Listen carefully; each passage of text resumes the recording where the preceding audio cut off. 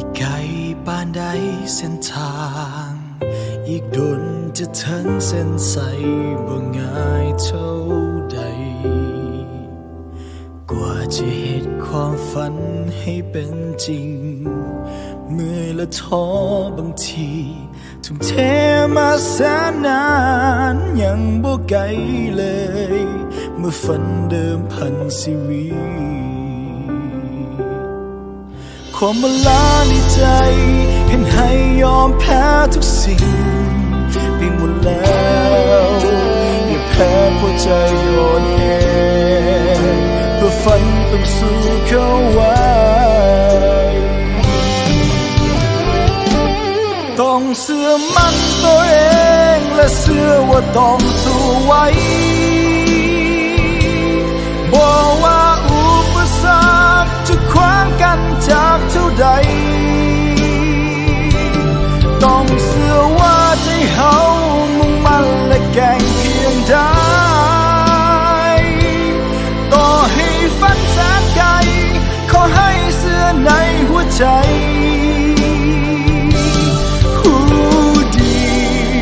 แท้จริงทุกอย่างอยู่ที่หัวใจไกลและสูงเพียงใดความฝันยังมีความหวังความฝันที่งดงาม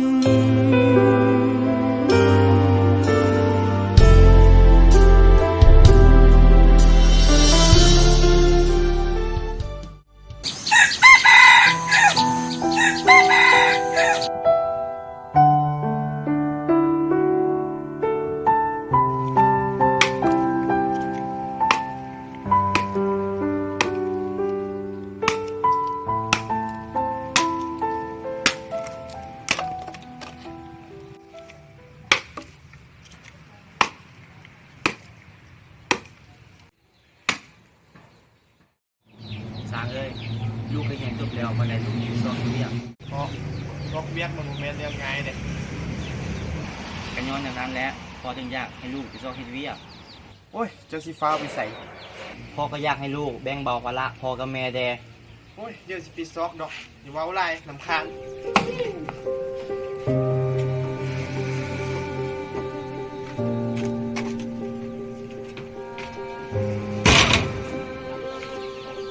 โอ้ยอุกเจิงลูกนี่เด้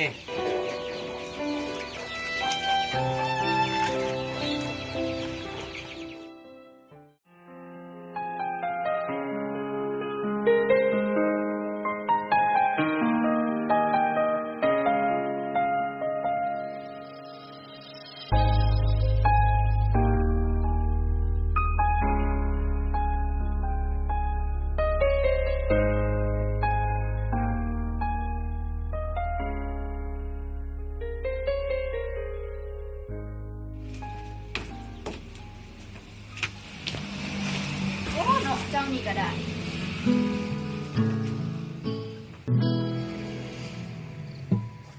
แม่ขอเงินได้สิเอาไปย่างลูกสิเอาไปรีดเอามาแล้วไม่50 บาทคือเอาลายแท้คิบเอามา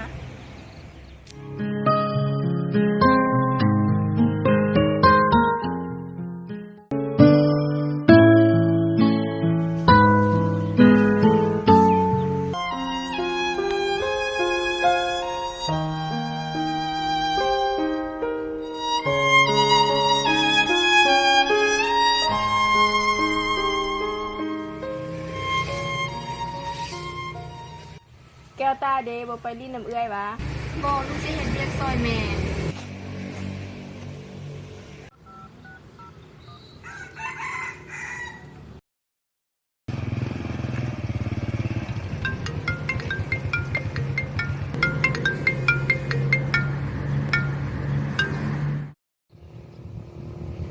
ฮัลโหล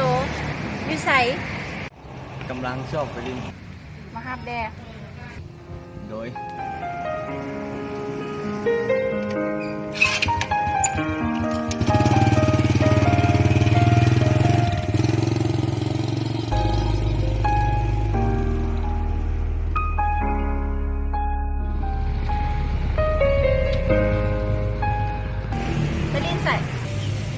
ใส่อะไรเดี๋ยว ไปชนะ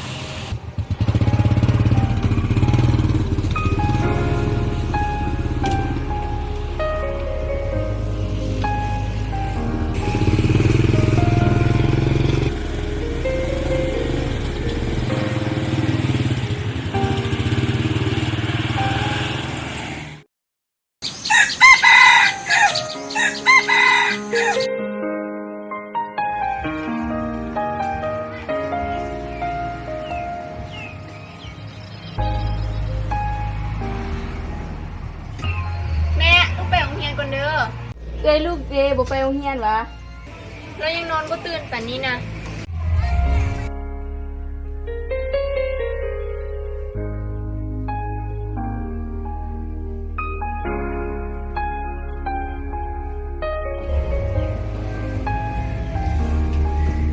ลูกบ่ไปโรงเรียนวะโอ้ยมึงเคยไปกันได้ตัวจักหนอนนี่สู้เอาไหน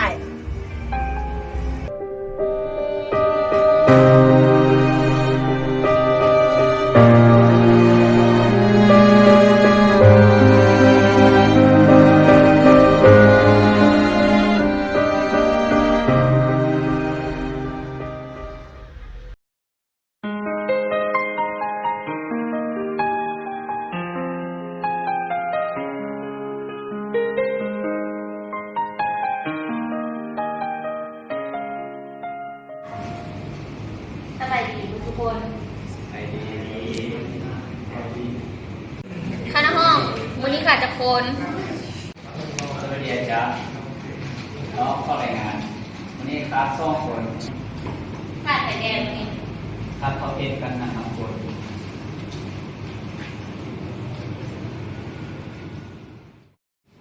มื้อนี้อาจารย์ที่มาแจ้งเนาะว่ามื้ออื่นพวกเขาสิเสกคณะห้องฝากไปบอกน้ำฝนกับเพชรแต่ว่ามื้ออื่นให้มาโรงเรียน โดยอาจารย์ นั่งลง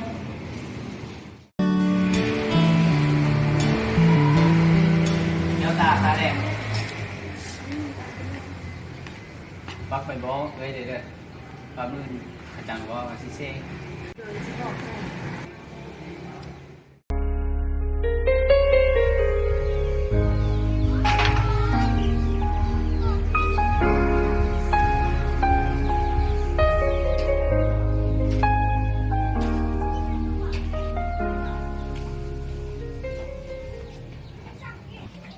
ฝนมื้ออื่นอาจารย์บอกจะเอาไปสิง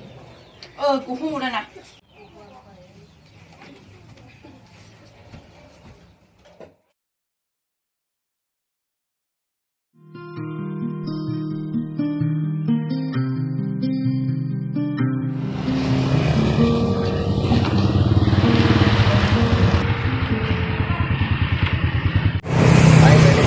เอามื้อนี้เสกไหน เซ่กันได้ เอาแต่ว่าไปเสกหรออยู่สวนนี่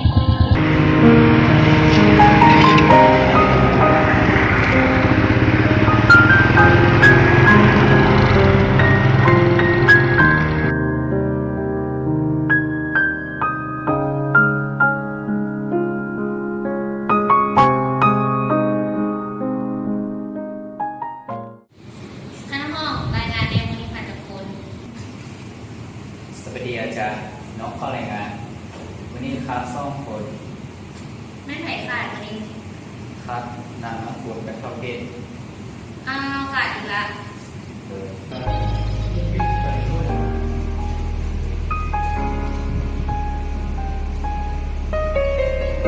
มาเริ่มเสกเลยน้องมื้อนี้ เบิดเบิด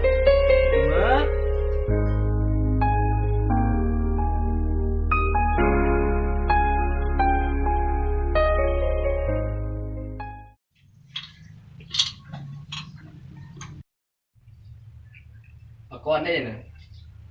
เอาแม่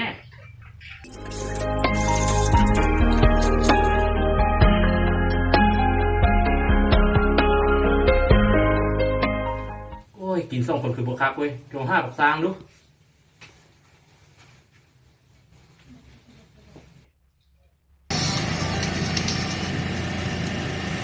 เนาะ สร้างว่ะเซียวจะใส่เซียวตัวนี้นะแม่มากินเบียร์นะกิน2 คนมันบ่ม่วนนะ ฉันว่าสิไปเฮ็ด กินมาแล้วท่าพี่อยู่ห้องค่อยนี่แหละ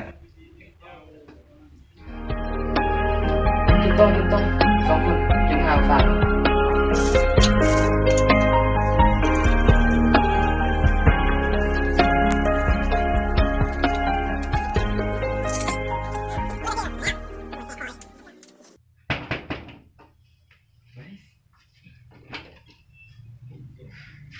โอ้มาเซียว โอ้ กิ ย นเบียร์เซียว2 คนนี่เมาเลยท่าด้นคนน่ะ เขากินเบียร์มันนี่ เออ เฮ็ดวะ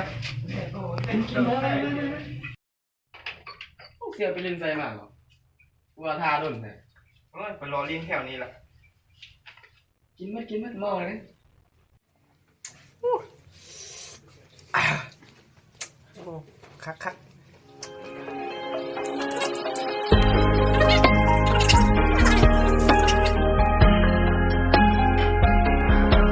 เบียร์ โอ้ยจอกเดียวหน่อยกินสมาธิเนาะมูคู จะเล่นก็ได้ กินก่อนนะ เอารถ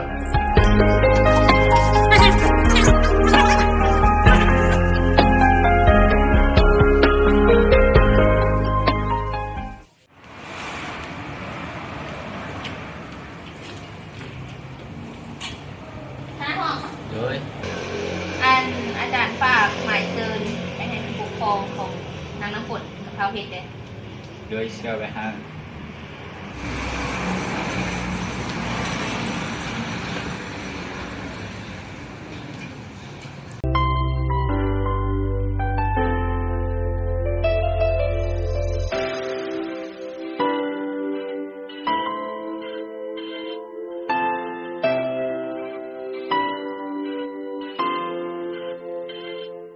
นี่สู้มือรถนี่ก็ได้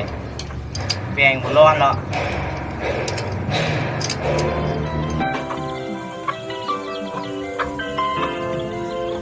ลุงเป็นพ่อของน้ำฝนบ่โดยไม่แล้ว อาจารย์ฟ้าใหม่เซ็นมาให้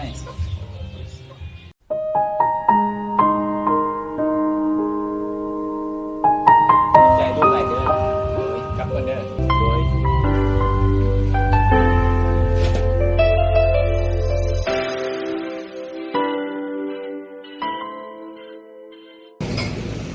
ินข้าวอยู่บ่เฮ้ย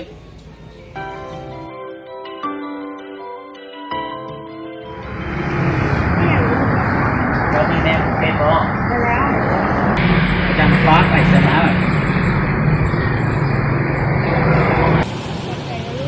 เดี๋ยวกลับกันเด้อ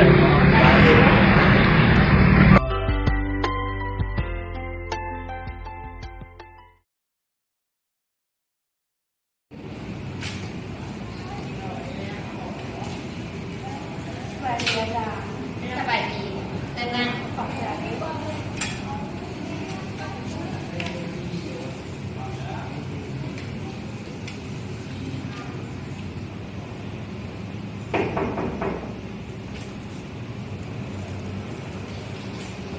สบายดีจ้ะ สบายดีแต่งาน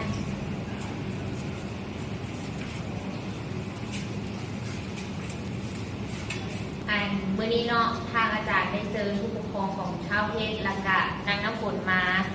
จะแจ้งให้ผู้ปกครองทราบว่า2 คนขาดเรียนและกะบ่มาเสม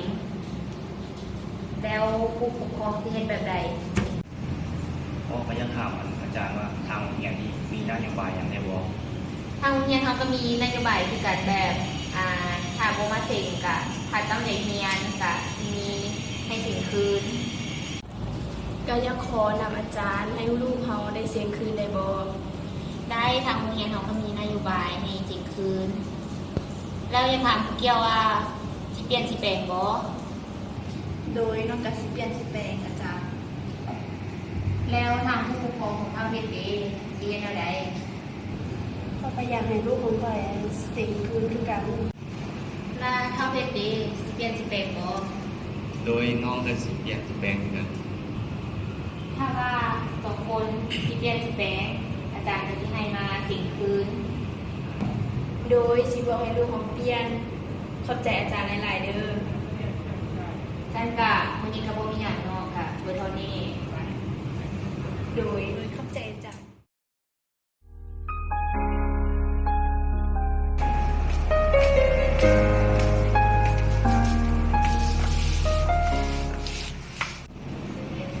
อาจารย์สมน้ำใจ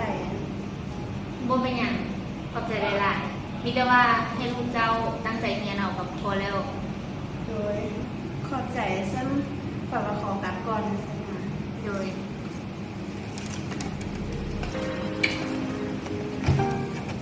ลูกต่อไปลูกก็สิเปลี่ยนสิแปลงบ่ ลูกก็อยากให้ลูกเปลี่ยนโดยลูกสิเปลี่ยนสิแปลงเนาะ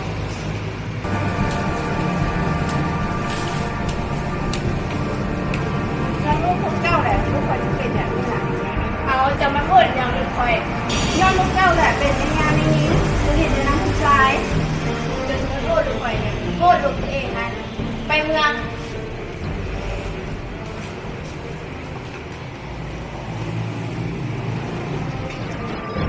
ไปเมืองลูก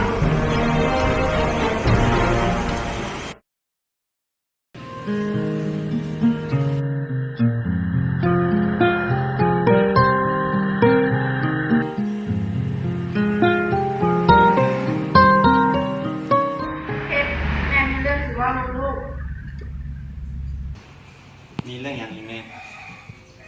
แม่บ่อยากให้ลูกไปดินน้ำลูกสาวเงินนั่น เป็นอย่างแม่ แม่บ่มักเบิ่งสถานะเฮาอยู่ลูก เดี๋ยวนี้เขาบ่สนเรื่องสถานะครอบครัวแล้วแม่ จังไหนแม่ก็บ่มักตั้งแต่นี้ต่อไปลูกบ่ต้องไปดินน้ำเงินนั่นอีกเด้อ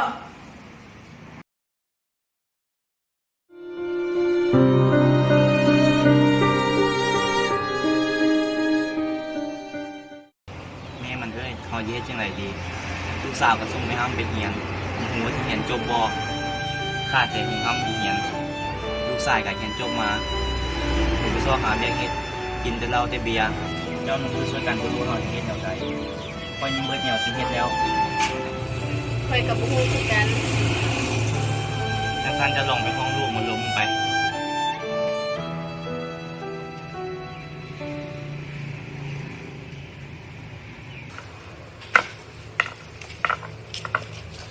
น้ำฝนเอ้ยขึ้นมาล่มน้ำพ่อกับแม่แด้โดย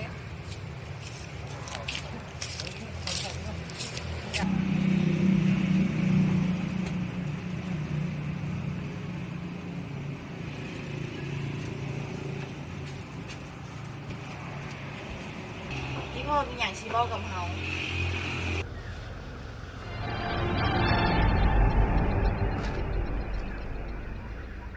พ่อก็อยากให้ลูกมันเปลี่ยนแปลงสารเนาะไปลินเที่ยว ลูกเป็นผู้เยาว์ผู้หญิงในบ้านที่เมืองเพิ่นก็เว้ามีลูกหลายแล้ว ก็แม่นควมันพ่อลูกว่าหั่นละครอบครัวเฮาก็บ่มีทางครอบครัวเพชรเขาก็เว้าดูถูกเฮาแด้โดยแต่นี่ไปลูกสิบ่เฮ็ดแบบนี้อีก พ่อกับแม่ของลูกมากะมีเวียกลมแต่เท่านี้แหละลูกมีเวียกอย่างเฮ็ดจ้ะไปเฮ็ดไป โดย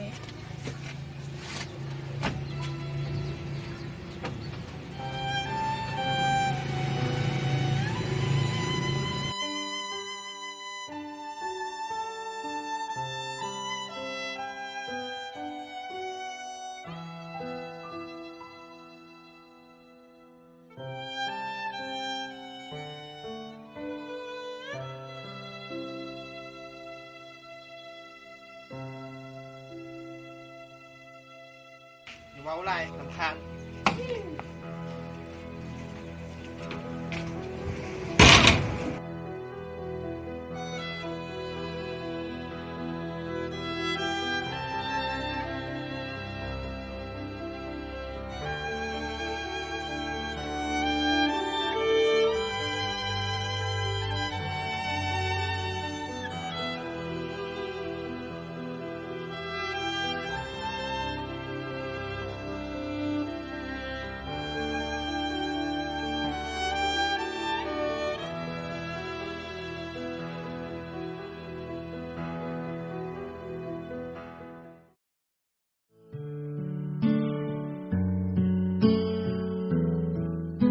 น้ำฝนท่าเลย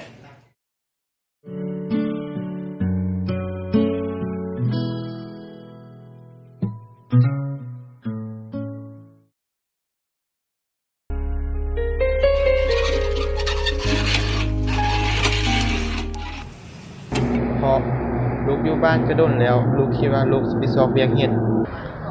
คันลูกคิดได้แนวนั้นก็ดีแล้ว แล้วมื้อใดลูกสิไป ลูกสิไปกับหมู่ประมาณอีก 2-3 มื้อนี่แหละ ดีแล้วลูกเอ้ย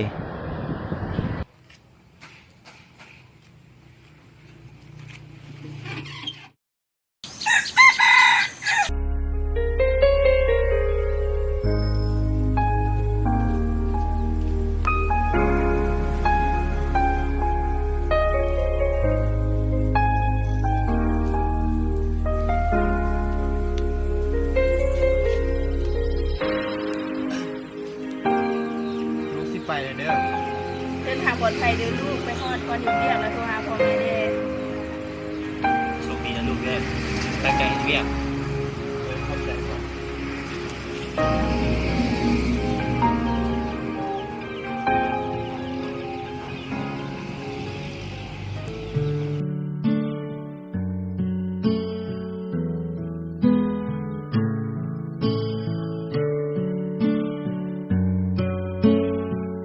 เป็นอย่างเดียวนี้คือเวียกลมเนาะ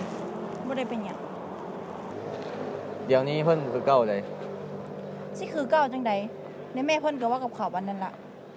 แล้วเจ๊จังใด เฮาเลิกกันซะ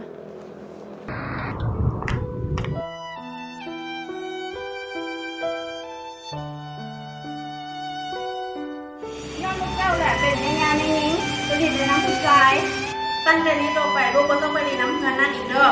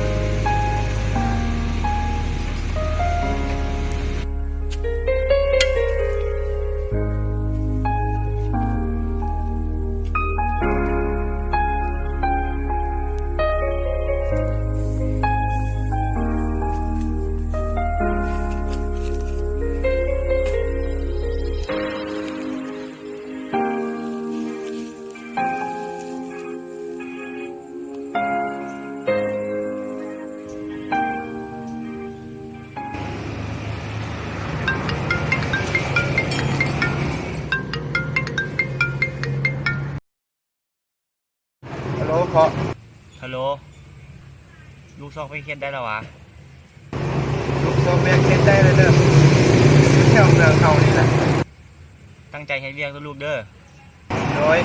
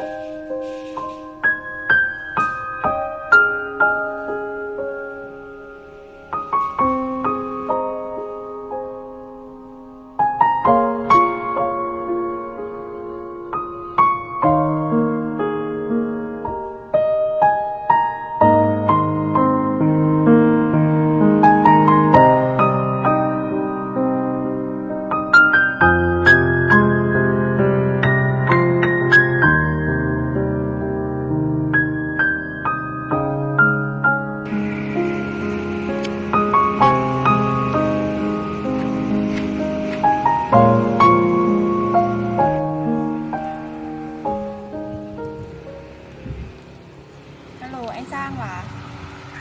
ก็มาบ้านว่ะมื้อมันเกิดอีพ่อใดเฮาออกเงินกันซื้อรถให้เราบ่เซอร์ไพรส์เราอืม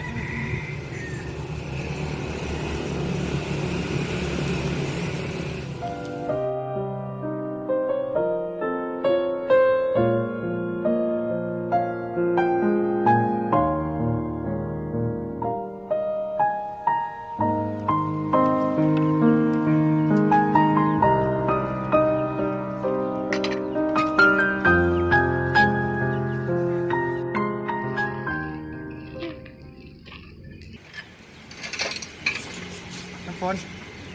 ไอ้ไปลมเรื่องวันเกิดของพออยู่เหือน ล้างหมดแล้วก่อน ไอ้ไปก้อนเด้อจ้ะ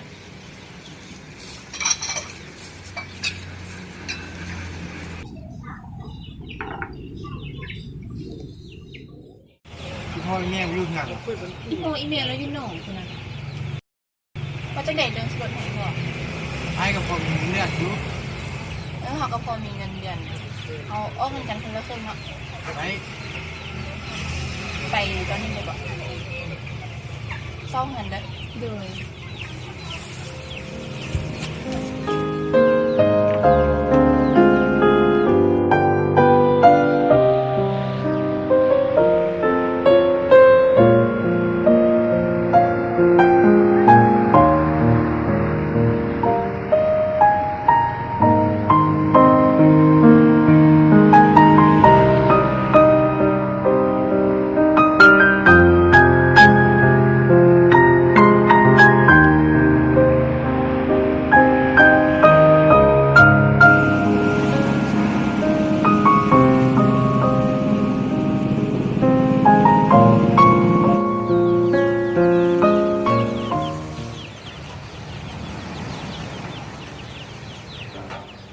คนเอ้ยแม่นรถผู้ใดมาจอดไปนี่น่ะ